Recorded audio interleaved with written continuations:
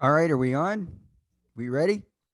Go for it, Jim. All right. Hi, my name is Jim Wolgamuth, and I'm a member of Veterans for Peace, Chapter 089, the Hector Black chapter. Thanks for joining us today. We're going to talk about media with a number of sources. First, Harvey Bennett and I will talk about the radio show that we fell into. Now, as a caveat, Harvey and I want to emphasize that we are not doing the workshop to gain more listeners.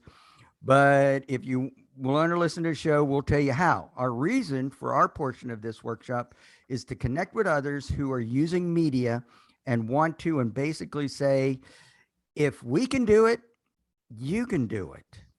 So as we go along, if there's questions, please try to raise your hand or put them in the chat. We'll try and keep up with you as we go along. And then after Harvey and I are done, Natasha Erskine, who's co-host of Stand Down Live. She will talk about Stand Down, and then Chris Velasquez, hopefully I pronounced that correctly. He's behind Gamers for Peace and Veterans for Peace Twitch channel.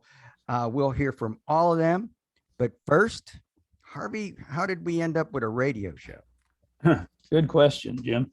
But as you well know, it all started at our regular VFP chapter meeting back in December of 2015, when a fellow member, Michael August, announced excitedly that a window of opportunity for a 1-hour weekly program had opened at the Nashville Pacifica station, WRFN-LP.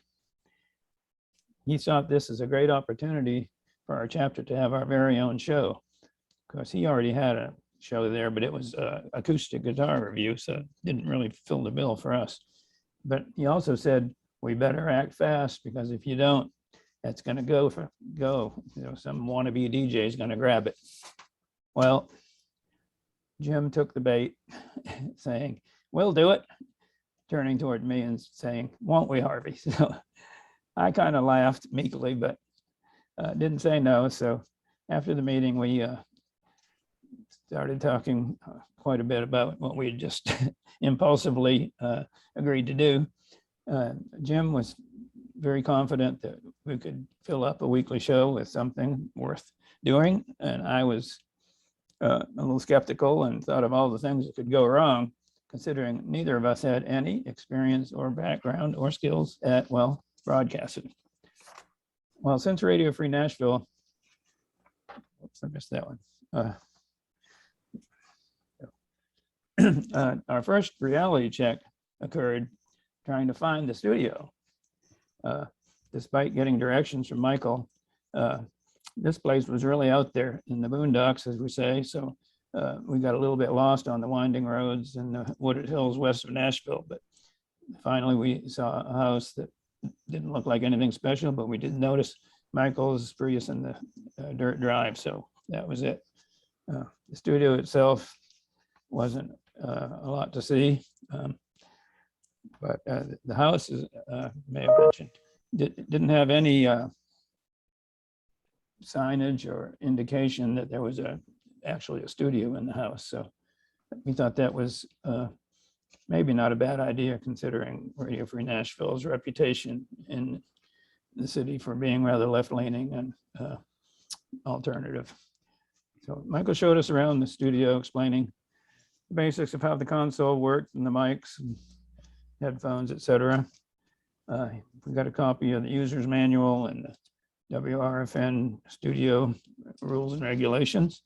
And he told us our first show would be in 2 weeks. Well, one thing I noticed while we were there is that there was no actual staff person in the studio. And that gave me the sinking feeling that we were probably going to be on our own, which turned out to be correct. In any case, we spent the next 2 weeks brainstorming, how we could contribute with our show to raising awareness of the true cost of war and militarism. But beyond that, we hadn't really figured out what else we needed to talk about. We knew we couldn't do a weekly program just on the war machine and trauma of war. So for us, the long-term challenge was to include all these things, but war and peace issues, but more fundamentally, to find our role in helping to build what we felt would be a true culture of peace. Well, maybe you've seen the bumper sticker I used to see that said, "If you want peace, work for justice." Well, through this lens, we saw lots of opportunities to be an advocate and a voice for those most impacted by the social costs of militarism, extreme materialism, and racism. This meant we would need to be helping local organizations and movements to tell their stories about their struggles for justice, past and present.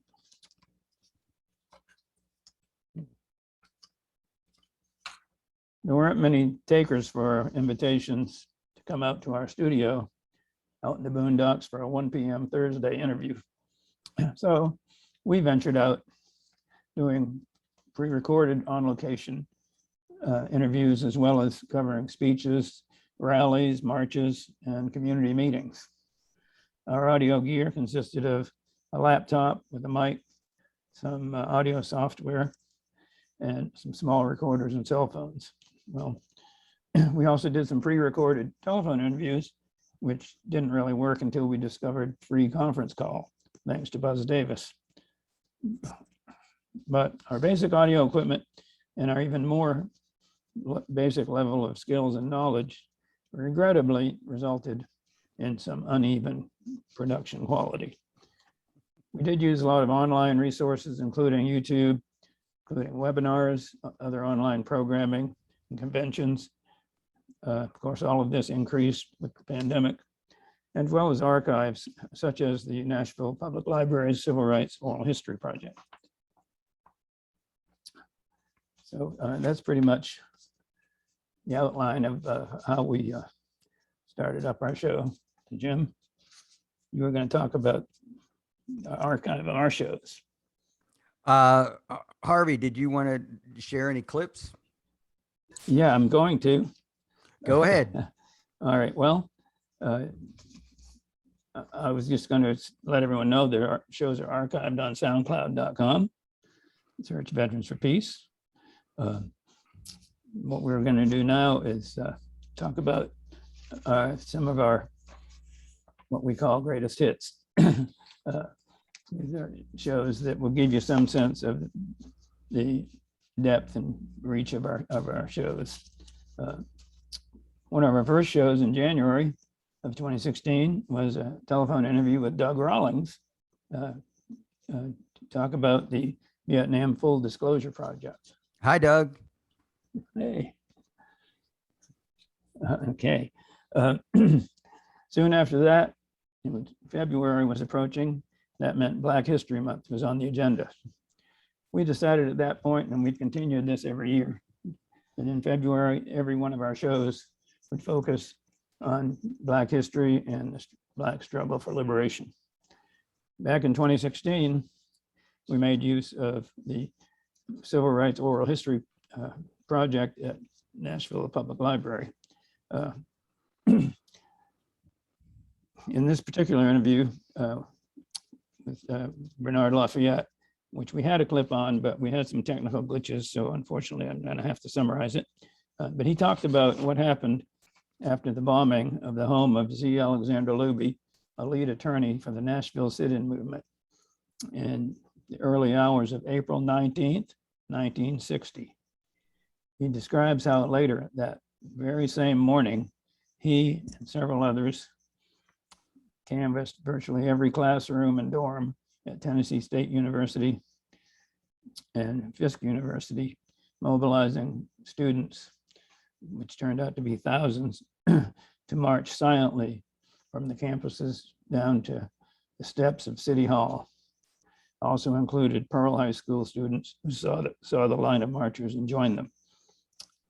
At City Hall, Diane Nash confronted Mayor Ben West and asked him if he really felt that segregating the races, not allowing Black people equal access to restaurants, movies, etc., was right. And he said, no, it's wrong. And that kind of was a very public recapitulation. And more or less sealed the fate of segregation in public facilities in Nashville. So other groups we want to include in our greatest hits, quote unquote, we've kind of grouped by those priorities that were specifically cited by Veterans for Peace. These include Save Our VA.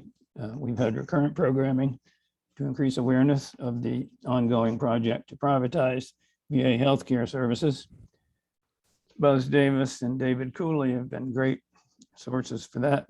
And more recently, Bruce Carruthers as well. They've all provided important, timely information that we could act on to try to stop this. Militarism is another, of course, key focus of Veterans for Peace. It has such wide-ranging effects, but some of those that we really focused on militarism were programs kind of highlighting some of the more blatant practices of this, including the glorification of war and the cult of the warrior hero to influence, that means recruit what I would call prospects in the marketing world, susceptible young men and women, especially at sports events, but also even in Hollywood, DoD consultants having influence on how war and how other countries are portrayed. Likewise, Memorial Day and Veterans Armistice Day too often are occasions for patriotic hero narratives that undermine the message of peace that these days were intended to provide. Some of our Memorial Day programs featured readings from the Veterans for Peace Letters to the Wall project. And Jim, that's your first clip. Letters to the Wall. I don't know how to start this letter because I never gave you a specific nickname. Now, first of all, I want to let you know that this is Kathy Bennett. This is Harvey's wife, and she's reading a letter in the compilation of Letters to the Wall that Doug Rawlings, of course, has gotten his hands real deep in. And Harvey and I are basically we didn't have the courage to read this, so that's why we got Kathy to do it. So here it is, and this shows you the power that media can have. And it feels inappropriate to call you by your first name. Most of the time, I just refer to you as my grandfather. I was told about this letter project today in one of my college classes, and I immediately wanted to write to you. I don't really know why. I know you won't answer me. Maybe it's because I feel like when I put these words down on paper, you might be able to see them and you might know that I'm writing to you and thinking about you. There are things you should know, but mostly I have a lot of questions. You should know that Nanny, your wife Helen, stands up every Thanksgiving and thanks you for your sacrifice. Sometimes she cries. Everyone is always trying to hold in their tears anyway. 52 years have passed since you died, but you haven't been forgotten. I think you would be proud of your family for carrying on your story. I know that they are proud of you. I'm proud of you. Sometimes I find myself wondering what life would have been like if you hadn't died in Cambodia. Would Uncle Bob have spent all that time in prison? Would Uncle Steve be able to keep a job or a wife? Would Uncle Andy still self-medicate? How would Aunt Kathy be different if she had ever had the chance to meet you? How would my mom be different if she wasn't constantly trying to piece together a father she can't remember? Would I even be alive today if you had lived? Would you have taught your grandsons to love the outdoors, fishing and hunting like you did? Would you have come to our football, field hockey, and soccer games? Would you have sat me on your lap and read me stories? Would you look like the picture that's on my wall since I can remember?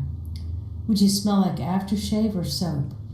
What would your voice sound like when you told me that you loved me? I wonder if you thought that it was worth it in the end. Did you wholeheartedly believe in your mission and purpose for being there? Did you regret being there in your last moments? Did you regret anything in your last moments? I wonder what your last thoughts were. Did you think about your mom and dad, your wife, your 4 small children, your unborn baby? Was there anything that you wanted to say? Was there anyone there to say it to? Could you have spoken with a bullet in your neck? Did the person who killed you see your face? Did they even think for a second before they pulled the trigger about the hole they would be blasting through the lives of the people that you knew and loved?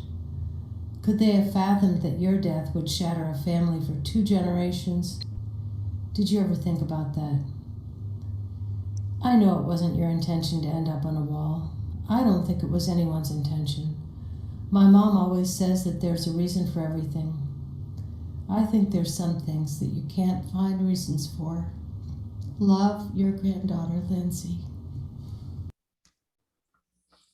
Get a tissue, for Christ's sake. So that shows you how powerful, just reading, putting it out, because you can read the story and Doug's book is so powerful, but that voice. hearing Kathy. So Harvey, just a time check, it's 2:16. Okay. Well, to continue, we covered successive weeks of rallies during the Poor People's Campaign a couple of years ago. These were in state capitals across the country, and Nashville being the state capital. We had activists from all over Tennessee coming each week for these rallies, which also included civil disobedience.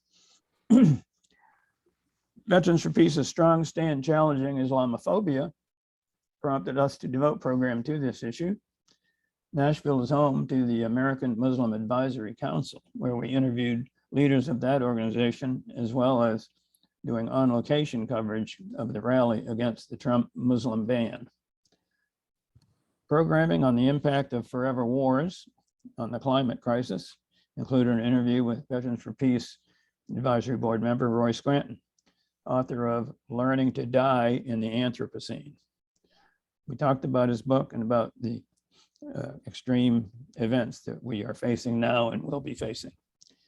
As you might infer from the title of his book, he is not optimistic about our future. You also had to pass on a clip of Roy because of some technical problems with the audio. We had a dedicated program each year for Martin Luther King Day. These included some archival recordings, such as the Riverside Church Beyond Vietnam speech on April 4th, 1967. We also had on-location coverage of Martin Luther King Day March and Convocation that was an annual event.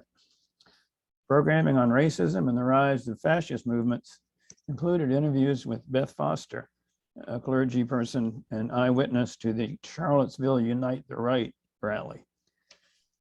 And we also did reporting on the annual meeting of the white supremacist group American Renaissance, which has their annual meeting at Montgomery Bell State Park near Nashville. Yes, taxpayer subsidized white supremacy. In Tennessee. Here is Beth Foster talking about the Charlottesville right. The issue. Well, I was in Charlottesville. Oh, you were in Charlottesville? Yes, I was. Oh, my Lord. I was there with the group of clergy that confronted the white supremacists. We trained on Friday afternoon with Reverend Sekou and with Dr. Cornell West in nonviolent direct action to members with semi-automatic weapons. We sang "This Little Light of Mine." We chanted, one of the chants that I remember is "Love has already won." We chanted that over and over. And I expected, and I guess I was naive because Reverend Sekou told us that getting arrested was our best bet that day, that, the likelihood of injury or death was there. I really thought, what I left the church with was a $10 bill and my cell phone and my ID, because I thought, I'll be in jail in 2 hours. I don't need to take water and all these things. We linked arms and we blocked the entrance to the park. I genuinely expected that before the Nazis and the white supremacists came running in there, that the state police, who were no more than 25 to 30 feet in rows of officers, would come over and tell us to leave, do all of those things, give us a dispersal order, we wouldn't disperse, and then they would arrest us, and that would be the end of it. The police did not move. I did not see the police intervene in any way in any altercations in Charlottesville. The people were on their own there. There was an official who was in charge that day who said that they chose not to intervene in these individual disputes because they didn't want to be seen as taking sides. And then we're linked, and they start running towards us. And I don't know, there was probably 40 men in the first group, and they have shields and sticks, and they're yelling just vile things, and they run into us. So they break our line really fast. They've got their sticks up. Dr. West, the thing that was the most frightening is the vitriol that they directed towards him, and it would have taken just the smallest thing, and they would have killed him. I have no doubt. I was terrified at that point because I felt like we were going to die. And what happened is Antifa got to them before they got to us, and they confronted them with force, or I don't know what would have happened that day to those of us who were there as doing an act of nonviolence. So Antifa was the cavalry. They were. And Antifa, and for all of the things we've read about Antifa was the only group in the streets of Charlottesville protecting the people that day. The issue with I was in Charlottesville. So yeah, I just saw a question in the chat. Yes, the police in Charlottesville said they didn't want to intervene because they didn't want to show favoritism. And so thankfully Antifa was there.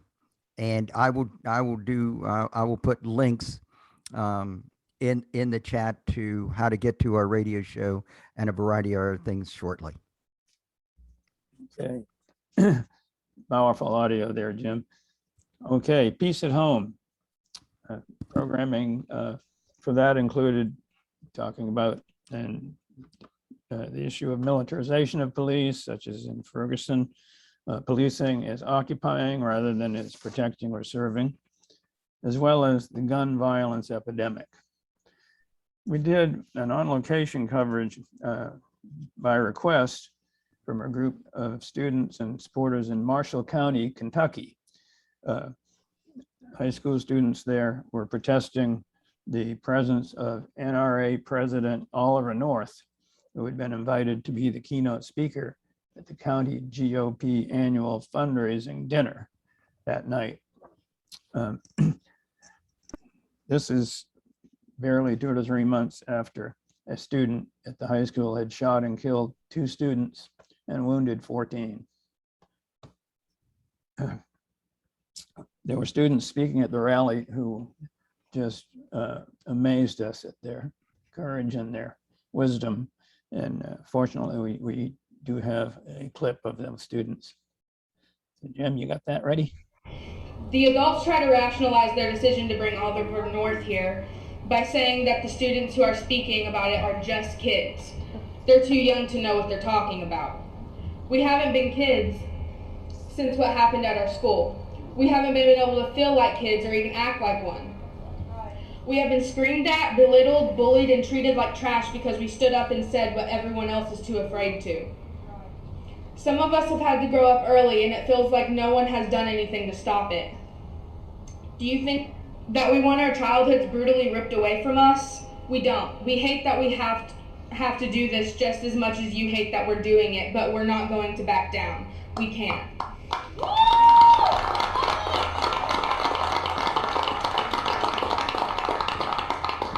Because this is more than just a few protests and a lot of debates. This is more than protesting Oliver North and the NRA. This is a fight for our lives and the NRA. I may just be a child, but guess what? I'm still coming for you. Hell yeah. Still coming for you. Yeah, she talked like she meant it. She did. Yeah. Okay. So Harvey, time check, 2:24. Okay. Of course, one of the big issues right now is nuclear abolition, the Treaty on Prohibition of Nuclear Weapons. This is an issue that we've covered in several shows recently. And we've also had some other shows that we're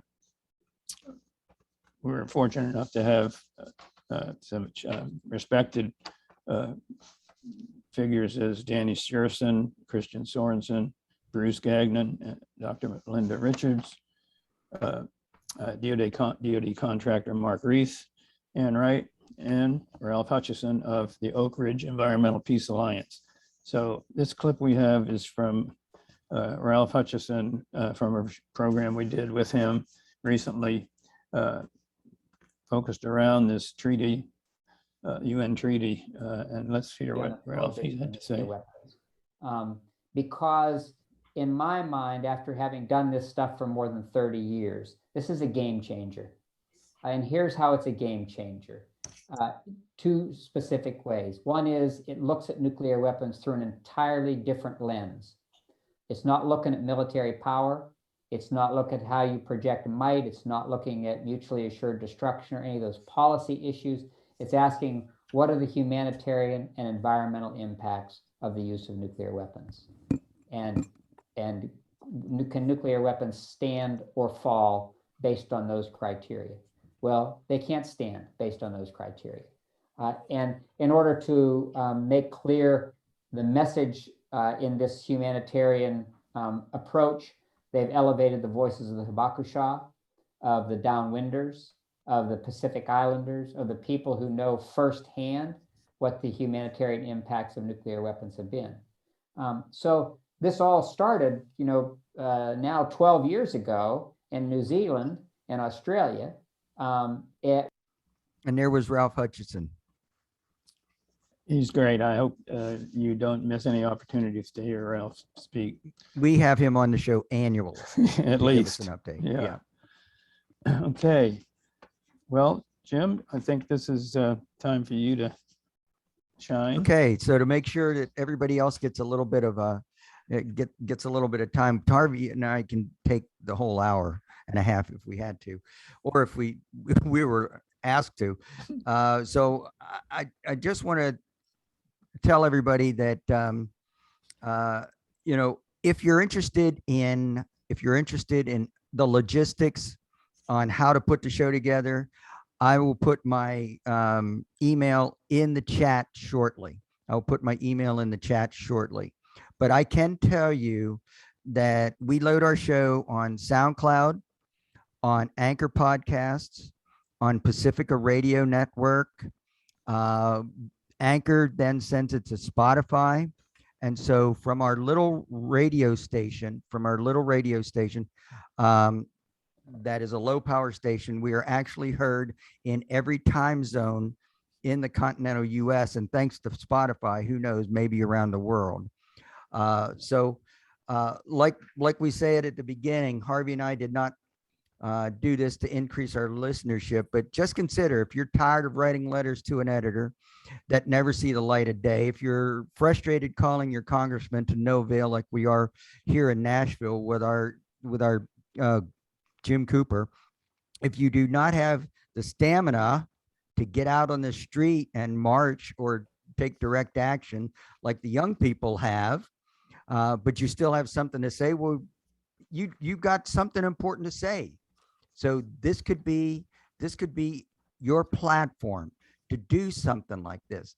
Even if you have only 3 people listening, it's better than nothing, and it's probably better than Thanksgiving with your relatives. So just remember, the resources are there, the experts are there. Veterans for Peace is loaded with people to talk about any type of issue. So you can do this. Also, if you're interested in having a Zoom to have more in-depth conversation and to facilitate sharing information, put your contact in the chat, and then I will use a pen and paper and copy it down and get back to you. So it is now, well, first of all, raise your hand if you have a quick question before we turn it over to Natasha. And good. I don't see. Here we go. All right. No hands. I don't see any hands. All right. Brian so Wolf. Brian. Yeah, Brian. Jeff Okay, was Brian. first. Okay. Well, Jeff, you want to go ahead? Go first. I just wondered who the speaker was that was addressing the NRA head. Was it Oliver North? Yes. Yeah. Young lady? Who was Yeah. the He was the keynote speaker. who was the young lady? Oh, we can, we'll get Those, you, we'll get those you were, that. those were info. like high school Oh, okay. juniors. Yeah. They were incredible. All right. Yeah, she was, I Thank you. think she was even a sophomore or a junior, Mhm. and then she had just been, she'd been there during the shooting that had happened several months ahead. So, Okay. Jeff? Yeah, I just wanted to give a little bit of a nuts and bolts suggestion. NPR put together a website a number of years ago called transom.org. And it's a real good source if you're trying to get started and you need equipment and you don't know what to get, or what's good and what's not and things like that. They also have articles and stuff on there that can help you learn how to do radio better. That's transom, like the little window over the door.org. That's great to know for us and for any others who are listening. Where the hell were you, Jeff? Where the hell were you 6 years ago when we started this? In Kansas City, already doing radio. All right. All right. Very good. Any other hands? All right. Then we will turn it over to Natasha Erskine to talk about Stand Down Live. Hey, thanks, Jim. Mic check. Can everyone hear me okay? I apologize for a little bit of an echo, but this is a shameless plug. I've been on the radio show, and I will say it was a great time. The pre-production prep was on point. We had a great conversation, and then to hear myself later was a little awkward, but it was really good, and was able to share. I saw that it was shared out across the platforms, and was able to actually share that link as well. So that's a shameless plug to get on the radio show. Good afternoon, everyone. Thank y'all for being here. I know that you can be anywhere in the world, but it's good to see a full room. And so I'm not sure if you have, ever seen a Stand Down Live, maybe just, put a reflection in the chat, or use the thumbs up emoji reactions. I just like to get a sense of those who have ever seen an episode of Stand Down Live. And for those that have not, I see you, Jim. And for those that haven't, please do go out to the VFP Facebook page or the VFP YouTube. They are all out on the platforms. On Facebook, if you click on VFP's national page and just go to videos, you'll see those old episodes there to sort of just give you an idea of what it has looked like. I'm going to drop a link in the chat for reference, and then I'm going to speak to this here in just a moment. I think it'll be useful to see. So I wanted to share. So one of the things that I think when I talked about pre-production, if you will, or conversation on how we get prepared for a stand down episode, I dropped a link in the chat, and that is like an agenda or a run of show that we have used. So similar to what I think I got when I was on the radio show for Stand Down, anytime we've had a guest we've used that document there in the chat. Okay, so now I'm going to go back a little bit. The agenda is something that we share just internally without, to keep ourselves on track, and then also with our guests so that our guests have an idea of when they can prepare to be on camera, what link we use. You may not use StreamYard, you may use Zoom. I just dropped that in there as a sample of an actual show that we've done. You can use it. I've opened the link as edit, so please feel free to make a copy and just not reinvent the wheel and use that as a sample if it's helpful.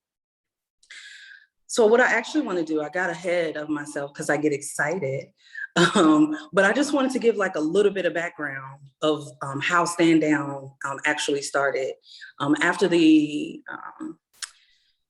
murder of George Floyd, before George Floyd, Ahmaud Arbery, Breonna Taylor, so many names, right? In 2020, we, the national staff, Garrett, the executive director, we had a conversation around, the National Guard that we saw deploying to these cities, which is a very familiar tone that we've seen, across the decades. So whenever there's a Black, uprising or rebellion, if you will, the National Guard or military is quick to be deployed, right? And so we really wanted to send a strongly worded letter. And so what happened, a letter that really started out saying, to those who are going to, receive orders to take arms against your neighbors, we know you're going to take those orders, but stand down, and have conversations. Don't use force. Those sorts of things that we've gleaned from the 60s, and eras before, right? And so the letter was the first piece that I believe we put out. And then Miles Megacypher, I'm sure many of you know Miles as the creative artist and creator that he is.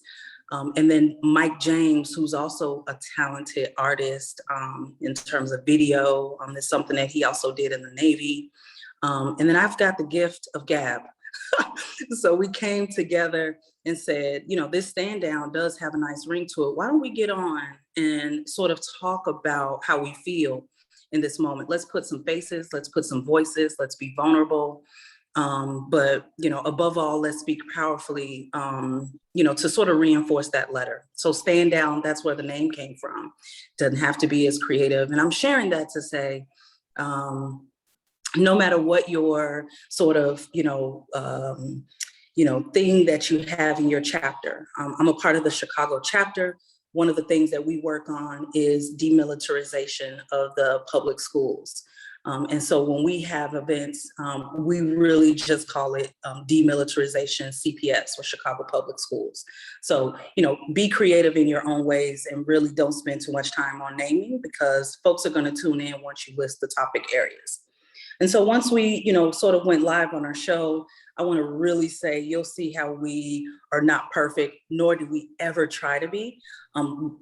You will pull in, guests and viewership when you do your outreach with your community, when you sort of use the tools of social media, if you will, to, or your email listservs to let folks know what you're going to talk about, who you're talking to, and in time, be really consistent on sort of like the details of how you advertise. And I'm happy to share. Actually, what I'm going to do is copy editable flyer. If you all are interested, I'll put it on that same document after I'm done speaking, so that you'll be able to sort of see what advertising can look like, and also something you can click on and perhaps edit. But I share, the sort of like not really behind the scenes, because again, we never really wanted to be perfect. We really just thought it was important to have to just really be out and talk to our viewers. Now, when we initially first started Stand Down, it was amid, sort of the stay at home around the pandemic. So we had a lot of viewership. And what we noticed is as the cities and states and localities reopened, we saw that most folks didn't join us live, but they did watch it. We saw our viewer count pretty much stay consistent. But as, folks have, as they say, outside is open, we saw viewership gone down. So I saw in the chat that there was a question of like, what happened to Stand Down? We are on hiatus right now. Please stand by. When we determine what the next steps will be, whether it be to continue to go on or to maybe have a final, hoorah, we'll definitely advertise that to membership. But so I just wanted to say that one of the things that I found that was really interesting about Stand Down is that there are people who really come into the spaces to learn. And that was really empowering, is that, and, so folks would interact with us in the chat. Folks would, hit us up or, engage with us sort of offline. to really like learn. You know, there were folks who really didn't really put together the piece at home, what that meant for, you know, historically marginalized communities, right? Black, Indigenous, Latinx, Hispanic, poor folks, housing insecure folks. But to be able to give that voice, you know, was just really important. So, you know, we had an opportunity to invite guests. One of the things that we think is super important about inviting your guests is to have just a variety of voice, but you all may have the talent in your chapter, or, you know, in your, you know, circle of influence. So, you know, please look around you internally before, you know, so you're going out and getting a big name. I'll tell you, a lot of our shows that were well watched and you know, really enjoyed weren't the biggest names out in the streets. It was really folks, the context and the content of what they had to share. So again, just, you know, be creative, be yourself, be authentic, little things. And you can Google a lot of this, but things like lighting is important. You know, my melanin is popping. So, you know, depending on, you know, as you can see here, I have really good lighting. Things like you want to think about that. Like, so if you're a darker complexion like me, you want to sort of think about your lighting. You want to think about your audio. I know there might be an echo where I am right now, but traditionally when I'm in my home environment, I'm very cognizant of the noises that's happening around. And again, I want to be clear that the things that you know about public speaking that makes, you know, you more believable, you know, makes, I don't want to say believable, but, you know, that really is received well by the audience in public speaking is the same thing with a webinar. And so I just also want to share that I'm sort of, you know, sharing tidbits around what, you know, we found to be, you know, advantageous, but I'm also willing to put my email in the chat. If anyone has any specific questions that they didn't think of today, please feel free to hit me up. I'm happy to do a one-on-one and like get you all started and spend some time, 30, 45 minutes on a one-on-one session to get you started there. One thing that I think is critically important that we remember, particularly as Delta is still, you know, the pandemic is not gone away, is that there's still an appetite for folks to join sessions. So in Chicago, we recently had a demilitarization talk. It wasn't just around removing the JROTC out of the schools. We also had a local journalist who had recently written about you know, the Black, Latinx, Hispanic students who are 96% or overwhelmingly represented in JROTC in Chicago, but also some of the sentiments that their parents had. So we had a very round conversation. So it was made up of veterans. It was made up of our associate member who does a lot of the FOIA requests and shared a lot of that data that parents and quite honestly, the Chicago Teachers Union and educators found to be useful to advocate in their buildings.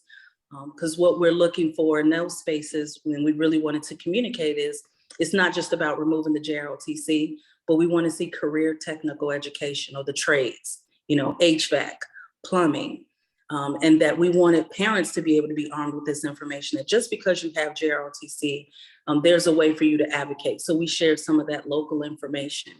And then with the journalists, who had put out a really good piece that was far-reaching and had a lot of impact, you know, he really shared what he had gleaned from the process. And we really didn't know how that was gonna land. He ended up being like the person who was like the real, you know, a gem, if you will. So I guess what I'm sharing is whether it's stand down, whether it's something that your chapter is doing, and we have a pretty healthy email listserv in Chicago. So we were able to send that out to folks who send it out to their folks. You know, repetition is really important to continue to share that, to really share that information. And it was a live that we posted out on the Chicago VFP page. If you're interested, I'll also drop a link. I'm actually not sure if it's still public, so I might have to take that back. But I will say that it was a live that brought in educators, neighbors, folks that don't have children or youth in the school, but folks who just follow our work, and really went well. And people are asking us, when is the next, event? One of the things that we think is critically important, and Jim and Harvey touched on this, is centering the young people, and really having conversation with them. Or I should just say, let them take up space. And it's not let them, but that it is really impactful when the young people talk about that they'd rather have resources in their school. So if you are centering your work around demilitarization or JROTC, just sort of remember that you just don't want to talk about the youth. You really want to center them and ask to make sure that you're sort of level setting. And that's just an organizer's tip, right? That when you're going live, you really do want to make sure that your audiences really have a voice. And one final point, because I could really, just like Jim was sharing, I could talk about this, for a while, but it really does make me excited that there really is space for folks who might not want to read an op-ed, for folks who may be, a busy parent, but they will tune into a radio or a podcast at their desk, while they're commuting home, and the same with the webinar. So please, please, please consider this one of the, as the young folks say, a pop-in opportunity to reach folks with the peace narrative, peace at home, peace abroad, peace in the community, and be creative in those ways, because I really do think this is how we can build momentum for membership. I think this is how we can attract new audiences that don't really understand who we are. There's a lot of misconceptions about who VFP is. This is an opportunity to set a standard. I don't want to say set a standard, but to really get our message out there. So please, please, please, if you have any questions, I shared that agenda. The videos are out there on the website to share. Thanks, Gary, for sharing the letter in the background. And then I just want to offer, I'll drop my email in the chat if there's anyone that would like to, follow up and do a one-on-one. No matter where you are, I can make some, we can sort of email and make some time to sit down and discuss, potential courses of action. So I'll pull back here and say, are there any questions, anything that I, maybe did not share? If you're doing this work in your group or chapter and would like to share some final thoughts, I think we have a few minutes to be able to entertain that. Thanks, y'all. I appreciate you all. And again, I really do just want to end just with this really quick point. I think even if you aren't sure if your message is important, because I'll tell you, we get in our heads a lot about, like, do people care? What does it mean? Yes, people do care about things. As you'll see, the sample agenda I sent you was Haiti. A lot of folks had no idea what the real backstory was. So we had UCLA professors come. One is actually from Haiti and has roots there. And one is I forget the area of, what professor, but he, that's something that they, teach at the university. And so to have, people who can talk about things who are directly impacted. We don't want to center ourselves in these narratives, but if you have someone, or if you were curious about something, I'd be happy if there's connections that I have to connect y'all with folks who are directly impacted, because I do think that just really does go a far way. So don't get in your head too much around planning. We have talented people across the map, and we also have great allies that are willing to stand with VFP and the work that we want to do. All right, so I'll pull back, barring any questions. That is all I have. And I will pass it over to, let's see, Chris. Thanks, Natasha. Thanks for talking about everything you did. I feel like I'm standing on the shoulder of giants. I'm really, really glad to be here as part of this panel. It's really funny. I was actually looking forward to being in the audience for this panel, listening to Natasha, Jim, and Harvey. And then Jim asked me to be on it, and now I get to say that I'm pretty honored to get to talk to you about video games. And I know you're wondering about what video games have to do with leveraging media to promote a culture of peace. the video game industry has grown so vast that it actually created its own media platform. A media platform that at any given moment has 3 million concurrent viewers consuming on average 500 million hours of streamed content per week. Twitch is the largest and fastest growing live streaming platform on the internet. This platform is so effective that the DoD and militaries around the world have set their efforts to utilizing it for the benefit of the military industrial complex. And I use the word effective for a very specific reason. Twitch is effective as a byproduct of being simply interactive television. Interactive television that allows the audience to talk to and develop a relationship with the streamer. And not just with the streamer, but with the other viewers. The audience gets to make friends and build community with a shared experience in an activity that each person in there enjoys. Audiences consisting of young adults as young as 13, and that's by the Twitch terms of agreement. Audiences that came for the game, but ended up staying for the conversation. So a few months ago, recognizing this out of VFP's Truth and Recruitment Working Group that I actually believe Natasha was part of, VFP started its own Twitch channel, Gamers for Peace. A modern take on pirate radio. Gamers for Peace started with Dungeon Dragons stream hosted by a certain Garrett Reppenhagen. You may know him. Some people came for the game, a few stayed for the conversation, and now Gamers for Peace streams over 12 hours of anti-war content per week, created by a community of post 9/11 vets and ally volunteers. And that's why I'm here to talk to you about Twitch and why you should be on it. First question I suspect someone wants to ask is, why Twitch? I'm already on Facebook Live. I'm on YouTube Live. I'm on Insta TV. I'm on Snapchat. I'm on this. I'm on that. And why do I need another platform? And my initial response is, damn, how do you manage all that? I really need your tips. You can just pass them in chat. I'll take them all. But my second answer is that the difference is that Twitch from the ground up is exclusively a live streaming platform entirely designed around the interaction between content creator and their audience, from exclusive emojis usable in chat to full-blown game modifications done live as dictated and determined by chat that interfere with the streamer's game. Twitch as a platform is designed for relationship building in real time while you produce your content. Whether that content is teaching people about how to avoid the alligators in Pitfall, or change the oil in your car, or talking about the unique mental health conditions that veterans and those impacted by war face. You can watch it all and make memories with new friends while doing it. Speaking of mental health, veteran mental health, here's a short clip of Gamers for Peace reoccurring Monday night stream. It's also known as Mental Health Monday. It's hosted and led by Jeremiah Knowles, or as we know him in the community, Phoenix, who's a mental health professional, a veteran, and a VFP member.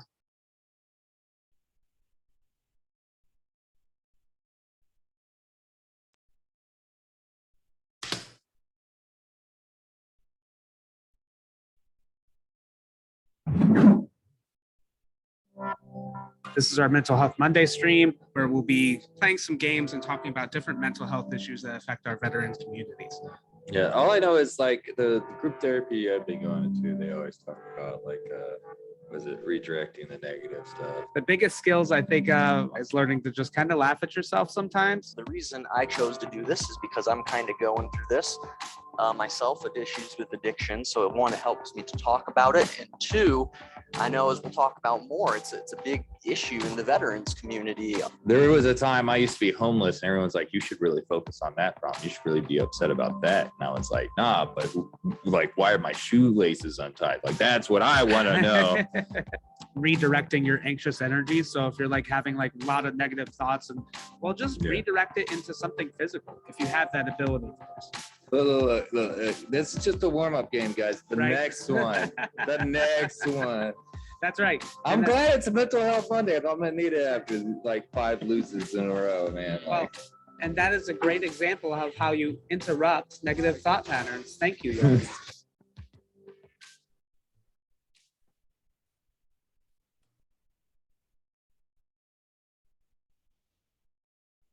Now, that's our Mental Health Monday stream, a stream that I get to be part of. Very happy to be there, getting to do that with Phoenix, or Jeremiah, as probably most of you know him in the Veterans for Peace community.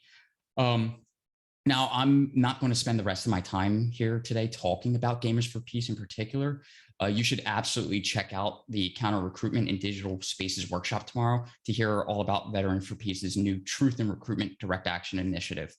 But what I want to talk to you about is how pairing your content with an intertwined communication platform like Discord or Guilded creates a virtual meeting place that's available 24/7 for your community to participate in. Virtual clubhouses composed of the same people and relationships that are developing around your content give a place for your community to interact with you when you aren't streaming, releasing a podcast, or otherwise producing one-way content, which in conjunction with Discord is two-way mass communication tailored to a multifaceted collaborative community. As a Gamer for Peace streamer, I've firsthand witnessed relationships forming in the Twitch chat and in our Discord community between people of all ages around the world, coming together based on shared interests in our community, in our content, sharing when they are having rough days with PTSD and need some community support, or celebrating each other's artwork, culinary skills, and gaming achievements. The second reason you should be on Twitch is that the barrier for entry is so low. All you need is a computer, a webcam, and a mic. Just the things that are allowing us to have this panel right now. Like I said before, people come for the game and stay for the conversation. Chat is there for you, your personality, and your message first, gameplay second, unless you're a pro. And let's face it, there is not a pro in here amongst us, even though I see a bunch of Gamers for Peace in here. So Twitch is also a platform designed for collaboration with other content creators. Ending your stream for the evening, rate a friendly channel that just started for the night, giving them your entire audience when you log off. Host another friendly channel while you're offline, so anyone coming to check your page can see your friend and get tied into similar content that you know your community is going to enjoy. Twitch as a tool for mutual amplification is unparalleled in terms of long form content. While Twitch originated from a game streaming platform, it has expanded to include many other types of content creators, including progressive news organizations like TYT and other anti-war content creators like Left Flank Vets.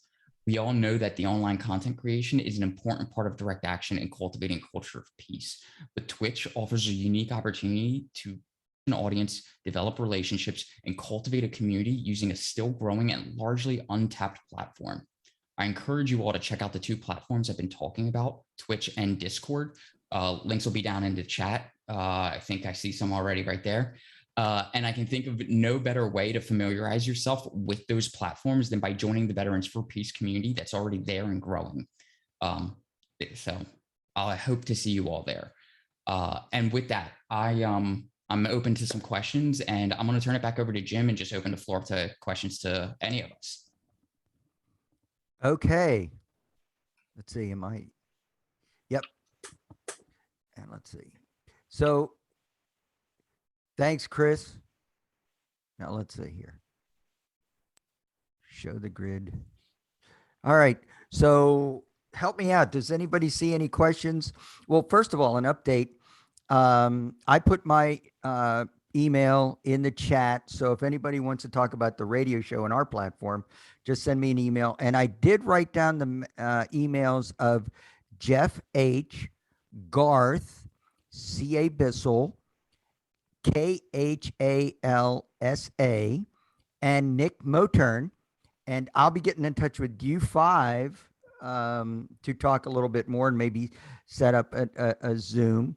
But if anybody else would like to also get involved with talking about that, just write your email down there. So now that I've managed to screw Zoom up so that I only see Harvey, which is kind of scary. How'd that happen? Let's see. Here we go. Who has a question and for whom? I see a question. I see one in chat came in right before you start going over emails. Satbir, hopefully I pronounced your name correctly. Please correct me if I'm wrong. The developing games with peace in mind is actually something that we initially started tackling with Gamers for Peace. Not so much on the developing side, but starting to promote that mindset. And we got involved with CARE, the Council for American Islamic Relations, in a campaign that's actually ongoing to deplatform a game, upcoming game called 6 Days in Fallujah. That is literally what is being called an Arab murder simulator by CARE and by groups that are trying to make sure this game doesn't get on the major platforms for sale. So there is a push in a lot of gaming spaces for more nonviolent, more peace, or more alternative gameplay styles that don't train and predispose people to violent gaming simulations. Can I follow up just quickly with that? Yeah, please. I just, do you have any knowledge of people who are willing, who do develop games, who would be interested in talking with me about my ideas? Because I don't have the skills, but I have, through the youth that I've been working with, they have some really good ideas about what that would look like, not just, as you said, preventing violent videos, violent gaming, but actually developing games that have those ideals as a focus, as that's what you know, the wins and the steps and et cetera, et cetera. So I personally haven't developed those connections with developers yet, but there are developers that are inside of our Discord community. There are people that are very interested. So my initial response is I'm going to shamelessly plug Gamers for Peace Discord and our Twitch channel and get involved in the communities there, because that is the focus of that initiative in particular, is doing counter recruitment. But we're looking at, because counter recruitment and demilitarization happens at the intersections of our activities and the places that people are already coming in. So being there where they're already playing games, where they're already susceptible or getting the messaging from military, is where we need to meet and have that discussion. So that's what my recommendation: come into Gamers for Peace space and get involved there. And Gamers for Peace is completely community ran. So if that's the direction the community, if that's a campaign that the community wants to put forward and go generate, we can shape that campaign because of that interactive television. We essentially, Veterans for Peace essentially has a television network out of Twitch, and anybody in this training can have their own television network in order to promote their messaging, their local messaging, their chapter's messaging. So it all ties together really well. I saw Natasha hold her hand up. Robert Manning. Okay, Robert, go ahead. This sounds fantastic. I'm 85 years old, and so I'm a little behind the curve. But Chris, this COP26 is coming up, in November. According to the United Nations, that humanity is now in the red zone in regards to climate change. So it's one of the existential threats that we are facing. This sounds like a fantastic opportunity to possibly brainstorm with your community in regards to what influence that Veterans for Peace could have on COP26, because it's always shuffled off to the side, not even discussed, and gaming is very attractive to young people. So I think this is a great opportunity for Gamers for Peace to assist Veterans for Peace to have some kind of hopefully big influence on COP26. So Robert, like I was just saying, because the Gamers for Peace community is community ran, that is, climate change is a big deal, and we recognize that. And Gamers for Peace gets to leverage its platform to carry the Veterans for Peace message, the larger Veterans for Peace message. So coming into that space and generating and developing relationships in that space, generating viewership, bringing more people in there, and then forming a campaign to do that is something that is possible. And that's the benefit of the interactive internet-based communities that are developing off these media platforms.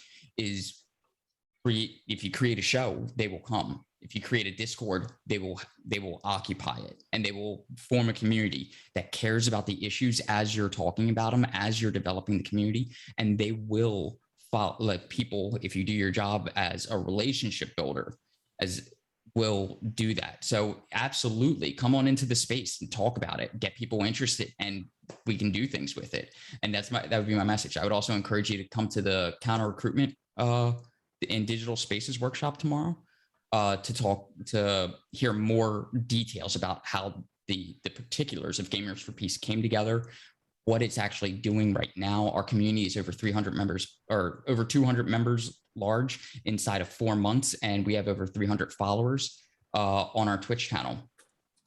So please come on into the workshop tomorrow. Come into these digital spaces I've been mentioning. And I don't want to hog all the time. I know there's other questions, and Natasha was going to say something, and I think there was a question for Natasha from Doug Rawlings about gaining access to schools and physically being available in schools. Did that answer your question, Robert? Yes. Awesome. So it'd Let me be toss like, that. just one last thing. It seems, I mean, hopefully that there could be like a gamers night that I heard a mention of a particular subject, like Monday nights was dedicated to a particular strong subject. And, you know, this sounds like that the same thing could be done if there's enough of a following, I guess. That's what yeah, thank you. Pretty much, not a problem. Yeah. Natasha, do you want to talk about getting access to schools?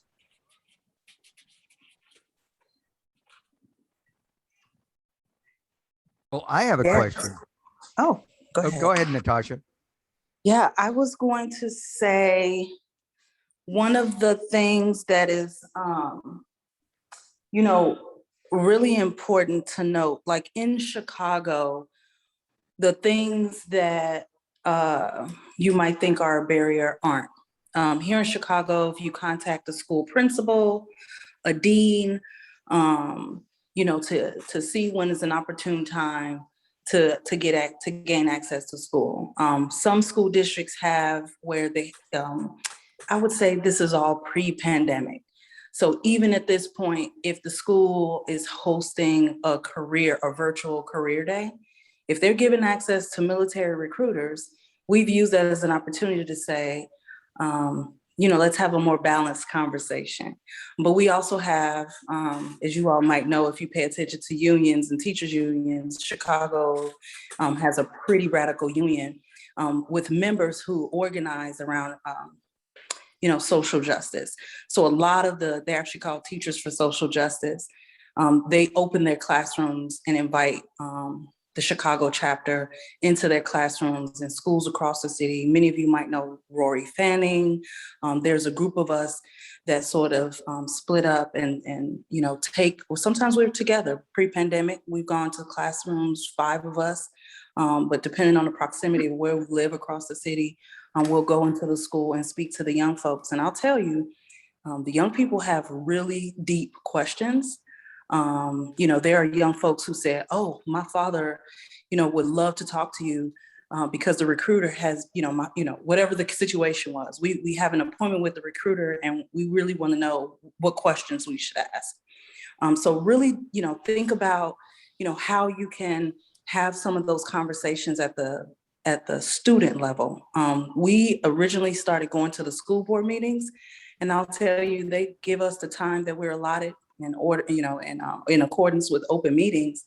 But it really wasn't moving the needle. It wasn't until we started going into those classrooms. And again, principals, deans, or other admin and teachers are usually excited, particularly social studies teachers who are really going to be open to having, you know, sort of a speaker's role of veteran voices. You want to just be mindful of triggering content. I learned that the hard way when a young student broke down into, you know, tears. And what I later learned was some of what I was sharing was triggering because she said she realized through my experience that what had kept her father, you know, held her father back from opening up about his military experience. So I would just say, whenever you're going to talk about things that might be triggering, talk to the teacher to sort of get a feel before you do that. and refrain, just use your best judgment.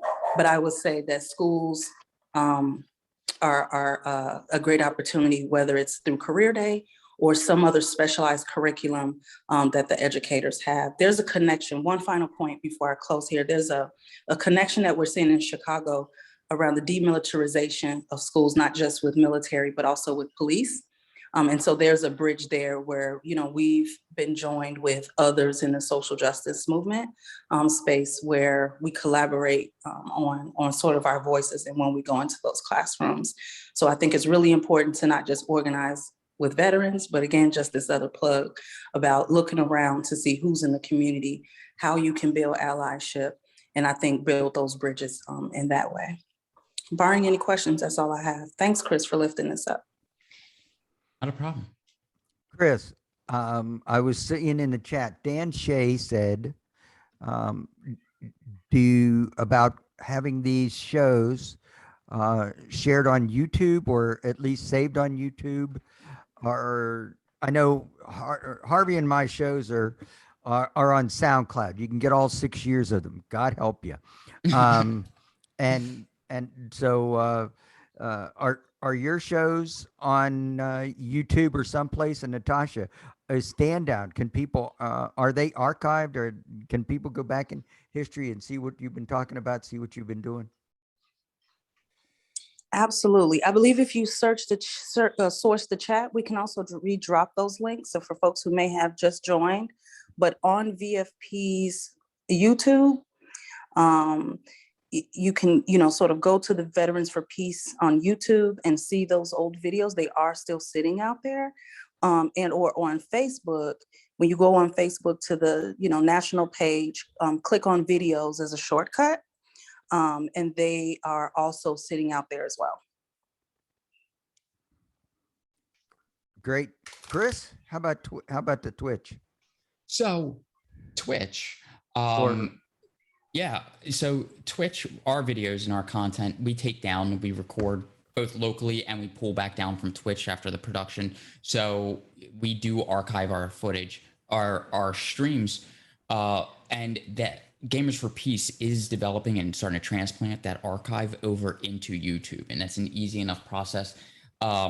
We just haven't made those, publish them publicly yet. We're still going through an editing, figuring out, because when you're working in internet, social media, there's an algorithm that you're also trying to work with and trying to optimize the way people intake your media, whether that's reposting your content, a 3-hour video block directly into YouTube, or chopping it down into consumable bites and bits at 15, 20 minutes and segmenting it, releasing it at different points. So we're still learning that. Gamers for Peace is really new. A lot of us don't have any experience coming into this.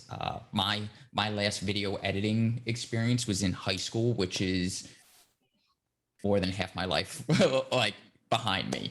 So and that was using analog mixers at the time. So early 2000s was when I learned a little bit of high school level audiovisual technology. And now we're producing 12 hours of content plus a week across with streamers ranging. We've had up to 12 people on stream at once. So imagine just taking this training and putting it out and making it a public thing that is archived and then chopping it down. So there's a lot of work that goes on behind the scenes, and that's why the community is so valuable in doing highlighting and clipping. And the interactive nature allows our mods in chat to pull clips when they see them and do some other great things. So there's an entire team that's behind it, and we're getting that all over to YouTube. Is the short answer for the long soapbox I was just on, is that the stuff on YouTube is coming. We're just figuring out the best way to release it at this point. Excellent. Chris, I had a question, and let's see, I'm trying to think from the gentleman who is 85 years young, who was talking about COP coming up in Norway. I was thinking, Harvey and I were planning on doing a show about the environment coming up, and we're looking for an expert within Veterans for Peace. But is there a way that we could work with you and put it out so that we get a different audience, because our audience is probably a little on the older side. So, but we could reach out and we could get your guys, the young people's input, and we could, Harvey and I could put masks on, because it would be visual. But is there a way we could work together? With masks, our wonderful audience couldn't see your beautiful faces. And yeah, there absolutely is. That's the amazing thing is with Twitch, like I was mentioning, is the ease at which collaboration can occur. Taking content and just recording the video, getting the audio, splitting your regular shows down into 15-minute clips and getting to run during a break during our regular content, producing your own videos or streaming directly to the channel. You can also you could potentially take your show, offer it as a live stream, and then get piped into Gamers for Peace that way as being hosted, shared, being part of the team. There's all sorts of different features inside of Twitch in particular as a platform. That's the platform I'm most familiar with. There's so many features that allow that to happen. And I would love to do that. That would be an amazing panel to have a discussion on. And I would jump at the opportunity to work with you, Jim. I think you were just asking me to work with you, or the Gamers for Peace to work with you. And I see a couple Gamers for Peace out there in the crowd. And so happy to have them here. But I think the community would jump at the opportunity to have you and Harvey and other people coming on and talking about climate justice as it pertains to the military industrial complex, or coming on and talking about the Golden Rule Project and why sailing a boat around the world to promote the end to or bring about nuclear abolition. Those are important things, and we would love to do that, right? And that's the channel just started. It's young. We do the content that we do right now, but we want to expand that content. And this is a Veterans for Peace project rooted in counter recruitment, because that's what drove us into this space. But that doesn't limit our message, because those same messages that we're talking about with climate change and COP and nuclear abolition and fighting Islamophobia in the military and peace, broad peace domestically, all those messages are things that that kids in school care about. And that those messages are what's going to inform the opinion that counters the recruitment, the lies or the mistruths or the predatory nature of recruiters coming in and harping on how the military is there to fix that, but whitewashes the complete carbon footprint of what the military is as the world's #1 polluter. Right. So I think Gamers for Peace is just another name for Veterans for Peace's TV station, and it's more than that, and it can be more than that depending on the community that comes in and how much energy and effort goes into it from everybody. So we could really take this off.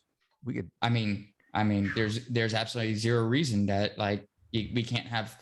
So, for example, I actually came to Veterans for Peace because I started watching Left Flank Vets. It's a Twitch channel, left-leaning, anti-war, anti-imperialist veteran group that came out of Bernie Sanders. I think they met on Bernie Sanders as Veterans for Bernie Sanders campaign, I believe. I started watching them and I got tied into their Discord. Started communicating with Discord, and next thing I know, I see their host talking about Gamers for Peace starting to form. It's a Veterans for Peace project. Here's the link for their Discord. Go on over. Next thing I know, I'm helping redo and build the Discord, and I'm getting to meet Plantifa, who, if you were in our allyship training earlier, you got to see them. Katie down here in video. I got to meet Lil Pistons and Jeremiah or Aaron, who was also presenting in that. Jeremiah or Phoenix, War Puppy, Jules, also known as Pacifist War Vet. I got to meet all these people, put a little bit of effort in, and now I'm here presenting you. You asked me to come on here, and that's because of the efforts that you paved the way, that you guys did as radio, and everybody here doing radio media and starting to develop the messaging that goes out over pirate radio or these left-leaning local radio stations. out of the work of Natasha doing the counter recruitment in schools and recognizing that recruiters are starting to be in these spaces. And it's because of left flank vets just cross promoting a fellow anti-war peace movement veteran organization. And we have this wonderful program and platform for us to use now. Awesome. Awesome. So Harvey, we'll have to put our heads together and figure out, all right, what our next steps are. So I guess we got 10 minutes left in the hour and a half. Oh, and there's Robert Manning. He was the one that talked about COP. Thank you very much, Robert. Let's see. Last call for questions.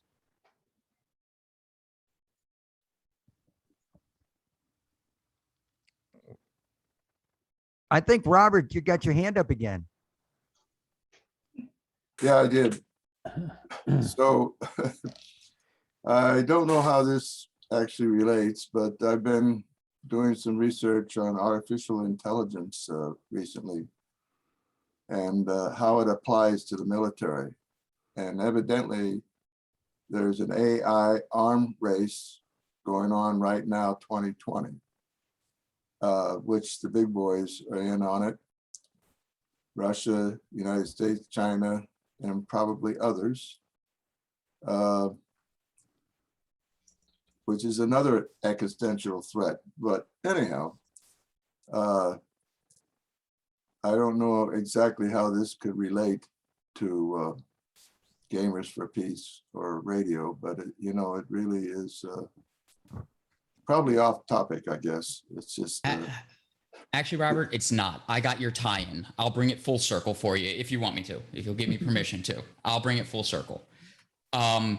Just a couple weeks ago, I had the honor and the distinct privilege of being at Daniel Hale's sentencing hearing and live streaming the press conference afterwards and attending and hearing his words firsthand. And AI and militarized AI ties directly into the drone program. There's a conversations. There's so much going on about drones and technology. How if you come to the Gamers for Peace workshop tomorrow, you'll hear about how the military is investing so much in video games as training technology, as a recruiting tool, and as the software that essentially pilots the drones and militarized hardware that we use. More and more often, the hardware that our tanks and drones and whatnot are using, the controls are an Xbox control or very similar to this control, which is the same control that your teenager, child, son, daughter, grandchild, friend that you are probably holding. Like all of that is the reality that we live in 2021. And AI is terrifying, especially when you start learning about drone swarms, which we've talked about drone warfare and AI technology on one of our earliest episodes on one of our Friday streams. I believe it was FPS Friday stream with War Puppy Alex Mannix, who you'll see presenting tomorrow. So, Robert, you're asking the right questions because this is stuff that we're already talking about in Gamers for Peace, and we'd love to have you in the space talking more, bringing up good points, and getting involved in that conversation more. Did that bring that full circle for you, Robert? Right, I'll be there tomorrow. Awesome. Yeah, we're looking forward to that presentation. If you're tired of hearing me, you're unfortunately going to have to deal with it just a little bit more, though there is 3 other panelists that'll be talking hopefully more than me. And thanks, Garrett, for dropping the link for our Twitch channel. Once again, please go check it out. Give us a follow. You really help the algorithm. You help get the message out if you follow. If you're an Amazon Prime member, you can also subscribe, which helps. It's almost like a donation. You're helping fund and generate a little bit of revenue. That's the other thing. Twitch also helps generate revenue for your nonprofit work for the things that you're trying to accomplish.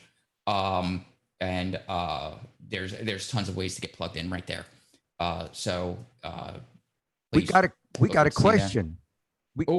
Yeah, Chris, we got a question from Dan Shea. Okay. It's not so much a question as I wanted to say that, first of all, this is a great workshop and valuable for all of our veterans and community members. One of the things two things I wanted to mention. One, recruiting in the schools. We work with War Resisters League, who call us up and invite us into the classroom with a panel of veterans speaking to high school students. Those have been really amazing. And we have different views from Vietnam to the current wars, people speaking on that, or community members who are working actively in the peace movement. So they really reach out and they have a major effect. During COVID, though, there was no schools to go to, but one teacher actually had a class and he did it by Zoom and invited me to speak, and they recorded it so that they could deliver it to a number of different classes. So that is out there that he'll use over and over again with his classroom social studies program, as you might say. The other is when you mentioned the idea of pirate radio or pirate video, first heard about that actually when people were going down to Honduras and Central America, and many of the young people there in those countries were using those platforms in order to reach out to their community and organize against oppressive governments. So those skills are important, and VFP does delegations to other countries. So it'd be great to have people with those skills go on those delegations and record them and put them out there live so that people see what's going on in those countries. Because what we're getting in the media is just way too many lies. Thank you. Thanks for sharing that, Dan. I really like Twitch. I love the Gamers for Peace community. I could talk for hours about the Gamers for Peace community, and they probably beat me with baseball bats to get me to stop like singing their praises because the community is absolutely amazing. So if there's any other questions, more than happy to answer, or please ask Jim and Harvey some questions. I feel like I've been talking forever. No, that's good. That's good.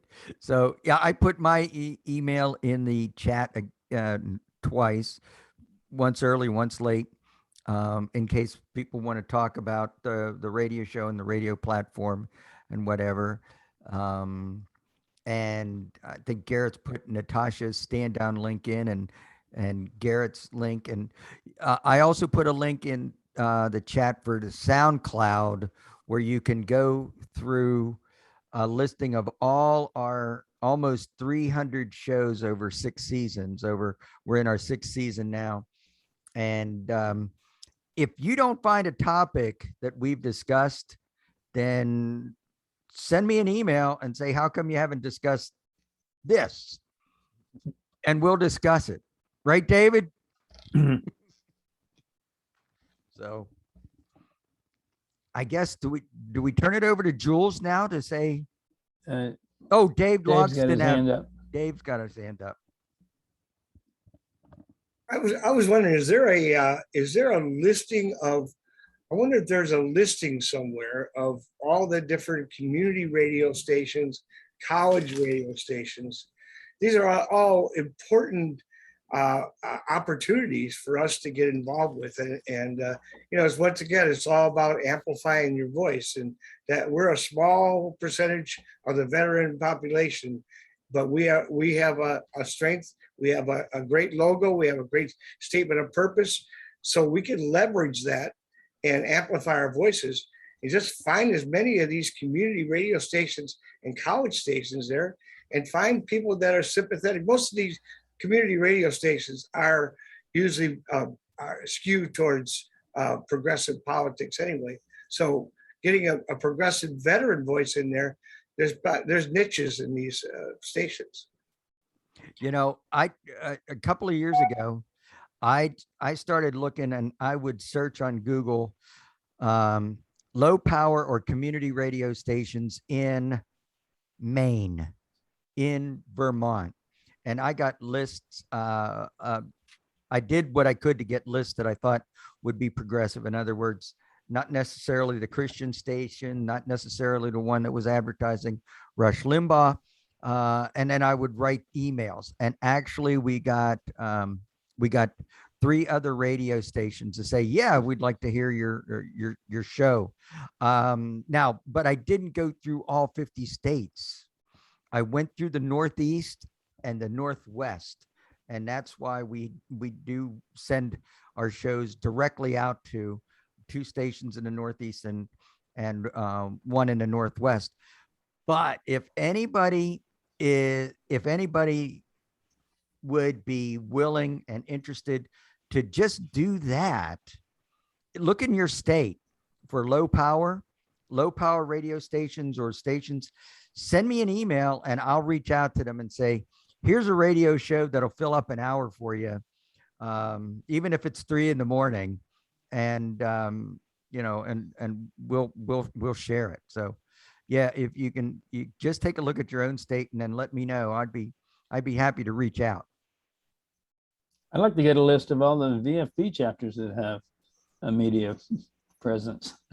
I don't even have that. I don't even have that. Yeah, I mean, I'm sure other chapters have a media presence too. That was one Jules' goal of this proposal. Yeah.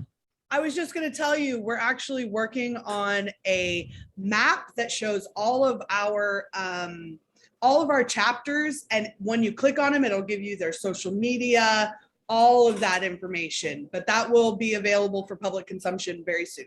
Great. That's excellent. Yep. So, all right. Thank you so much, Alice and Kara. Thank you for saying that. Anything else? It's 3:31. It's time for a beer someplace. I'll see everybody at the bar. To see everybody at the bar. Yeah, the social room is open. You're welcome to come hang out with us. At the bottom of the convention page is the social room. You're welcome to go do that. And we've got another session, a very cool one, coming up at 4 o'clock in a half hour. So, well. Oh, we better get out of the way. Actually, hold on. Right? I think it's 4 o'clock. Crap. Yeah, we better get going. Yeah, 4 o'clock.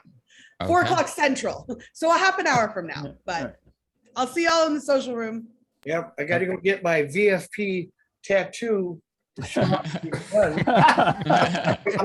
An appointment at 5 o'clock, so Nice. Nice. tattoo. So wish me luck. Somebody's got to hold my hand. It might be painful. Dave, Thanks, everyone. See that See you later. tattoo. Great See you workshop. Natasha, Thanks so much. Thanks. Peace, Thank Natasha, thank you so much. All right. Thanks, Jim. Thanks, Harvey. Thanks, Natasha. Thanks, Garrett. Thank you. Take care.